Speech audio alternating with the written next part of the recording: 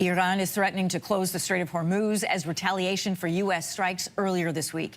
There are global fears this would have a huge impact on oil prices and on the economy. The strait is only 50 kilometers wide at its entrance, but it connects the Persian Gulf with the Arabian Sea and plays a major role in shipping, specifically in transporting 20% of the world's oil. So for a closer look at why the strait is so important, what could happen if it closes, we're joined by Elizabeth Brosh. She's a senior fellow with the Atlantic Council. Good morning. Good morning.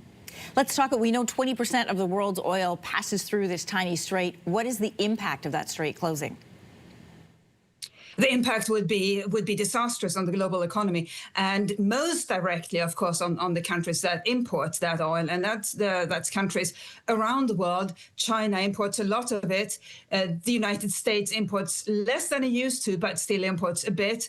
But the countries are spread around the world, and 1/5 of the world's oil is a lot of oil, and it can't be easily be found elsewhere. There is no sort of reserve or backup that stands by in case the Strait of Hormuz were to be closed, which is why this prospect or this fear always pops up whenever tensions flare in the Middle East, and specifically relating to Iran. Anything Iran does, countries,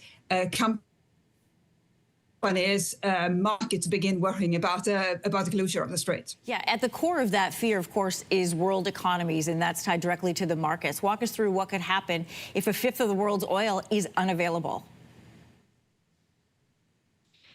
Well, the first thing that would happen is that there would be a shortage, and then other countries, other oil producers would see an opportunity to step in, but and they would clearly try to export more oil. But that's a big adjustment you have to make. You can't just go from your regular volume up to a much higher volume within hours, which is what would happen if the strait were to be closed. And this is something that, for example, China is acutely aware of, and that's why China has been mentioned so frequently in these discussions around a potential closure of the Strait of Hormuz.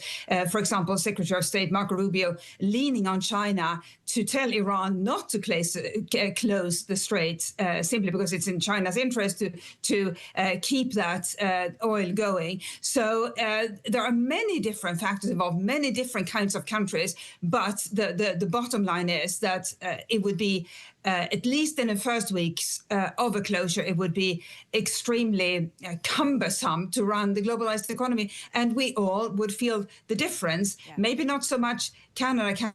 Canada is obviously a significant oil exporter, but lots of other economies, and as we all know, countries' economies are linked together. Yes. Deglobalization efforts notwithstanding.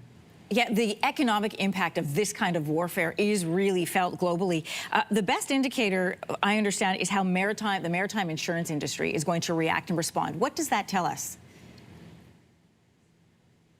The maritime insurance industry is a fascinating part of the globalized economy. So it's in the business of insuring risk relating to shipping and also to undersea operations. But in this context, it's the shipping that matters. And so what maritime underwriters do is they thoroughly assess the risk. They don't hyperventilate. They just assess the risk on the basis of facts. So, for example, on the 15th of February, 2022, the maritime risk community, their body that assesses geopolitical risk, said there's going to be a war between Russia and Ukraine. Russia is going to invade, and as a result of that, shipping had to pull out of the Black Sea. But now, with Iran and Israel and the United States, they said nothing. They did not advise customers and clients to pull out of the Strait of Hormuz because they assess the risk not to be so high, not the risk of a closure not to be particularly high. And so far, we haven't seen the closures. These are the guys, I think, to follow, whereas commentators and politicians hyperventilate about threats. The maritime insurance community is a bit more facts-based. It's a great piece of information to have, and as you say, a really wise one to follow. Elizabeth Brosh, Senior Fellow with the Atlantic Council. Great information this morning. Thank you. Thank you.